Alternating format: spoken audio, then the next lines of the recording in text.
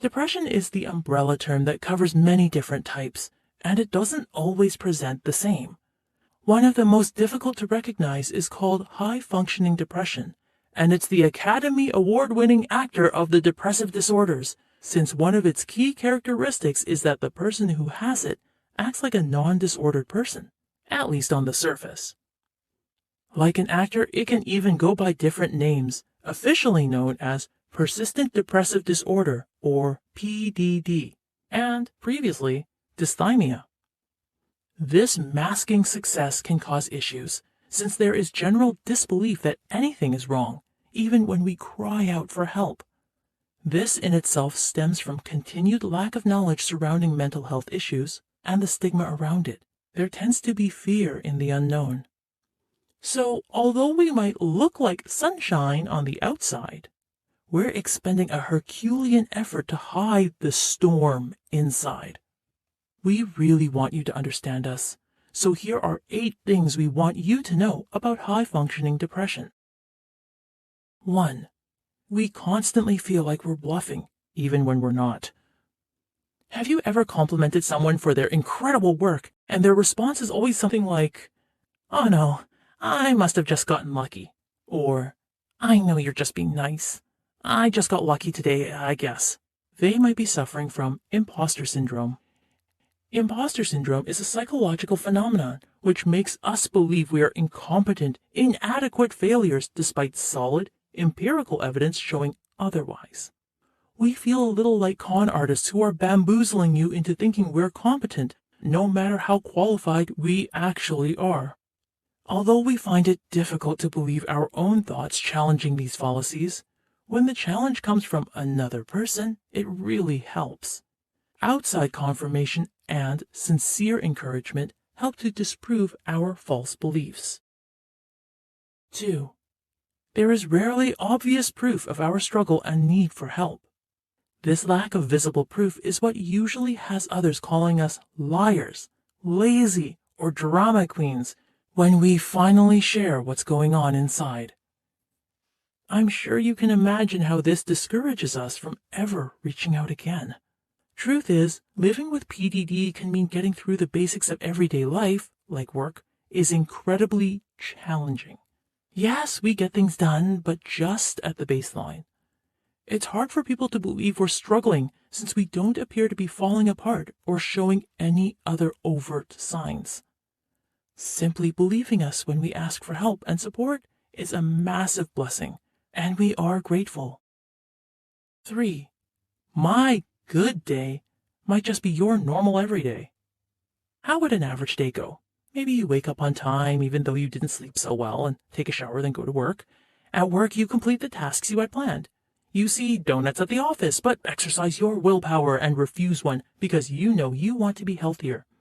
End of day means you go home, have dinner, and calmly go to sleep, feeling productive since you got work done and you don't feel anxious about your life or your career. Does that sound pretty boring and normal? Guess what? That just described a rather good day for someone with PDD. Please try not to be dismissive if we seem really happy over doing something that to you might seem meh. 4. Bad days are overwhelming and feel impossible. So, reading how average a good day is to someone with PDD, can you imagine what a bad day is like? As shared by one person, a bad day has them feeling guilty for wasting time with the struggle to wake up, then going to work and having their brain get stuck all day in loading mode like a YouTube video with bad Wi-Fi. Other things that could happen are crying without any real reason and just allowing many of the struggles nearly take over. For example, normally we'd struggle through our issues and clean the house, but on a day like this, we might complete cleaning a mug or a single plate. The rest is just too much. Please be patient with us. We're not stupid or lazy. It might just be a bad day. 5. Getting through bad days requires massive amounts of energy, even more than usual. Yes, on top of feeling terrible, there is a massive energy drain. The mediocre work we manage to produce on a bad day actually takes longer than normal and wipes us out. We also have almost no capacity to deal with people and our surroundings, getting frustrated very easily. Everything compounds, taking exponentially more and more energy when we're already nearly running on empty. To use an analogy, it's like a bad night of eating at a fancy restaurant. We're spending so much more and the product received is so much less. And so now we're broke and still hungry, then the situation worsens with food poisoning, but we still have to drive everyone home. If you see this happening, we would very much appreciate it if you took over the driving duties. 6. We frequently struggle to focus and are not at the top of our game. This isn't as easy as telling ourselves once in a while, "Oh, stop daydreaming." We have to constantly keep a conscious tab on our focus. Not grappling with it or checking on our focus can result in misunderstandings and distractions that prevent completion of anything. Blanking out and staring off into the distance becomes a regular habit if we're not careful. Please understand, we're not ignoring you, and we do think what you're saying is important.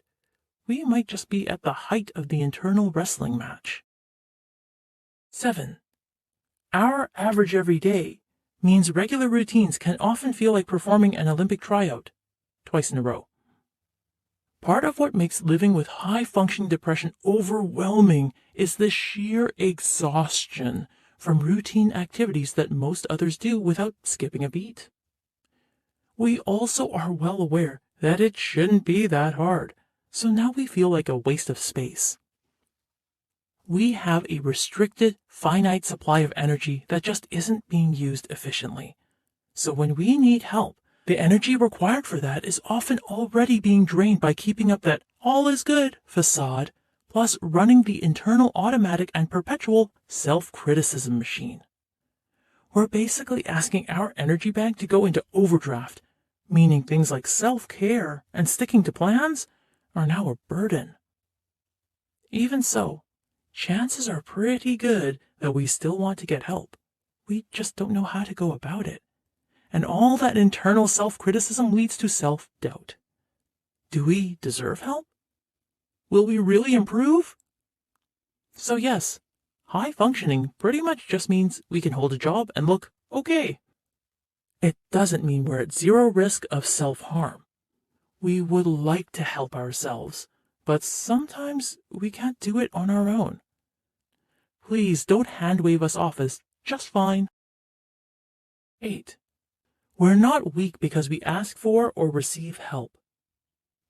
We are usually fairly self-aware of how we're different, and we know what is often said about us. So we also understand that when things like this make us despair, the best course of action is to reach out for appropriate help. Reaching out isn't a show of weakness. It shows that we are strong enough to face and acknowledge our shortcomings. It also shows that we're strong enough to withstand that scary step of opening up to others and letting them in. If you think stubborn, walled-up agonizing is better, just remember, hermit crabs are pretty squishy inside.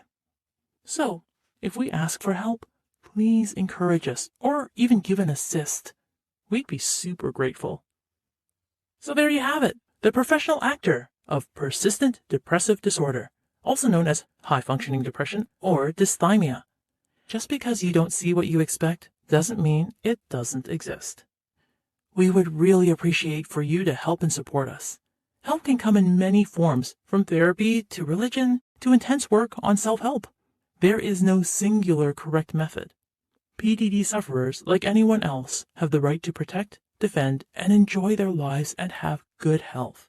This might involve having periods of despair and stagnancy, and that's okay. Your simple belief and willingness to understand is a step in the progress towards eliminating the stigma of mental health. Does this give you insight into something you've seen lately or someone you know? Does this help explain or clarify anything you've been asking yourself? Catch you next time!